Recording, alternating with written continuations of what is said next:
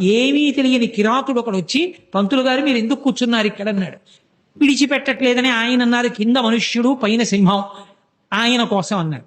అది ఈ అడవిలో ఉందా అన్నాడు. ఈ అడవిలో ఉంది అన్నారు. అయితే నేను తీసుకొస్తానులేండి, దానికి తపస్సు ఎందుకన్నారు. ఆయన నవ్వి అన్నారు, నువ్వు తీసుకురాగలవా అన్నాడు. రేపు రాత్రిలోగా తీసుకురాకపోతే నా ప్రాణాలు విడిచేస్తాను పంతులు గారు, సరేనా? అయ్య బాబోయ్, వీడు లేనిపోని ప్రతిజ్ఞ చేస్తున్నాడని అలాగే లే అన్నాడు. ఇక ఆ కిరాతుడు అరణ్యంలో తిరుగుతూ నరసింహం, కింద నరుడు పైన సింహం, కింద నరుడు పైన సింహం అంటూ చూస్తున్నాడు అడివంతా.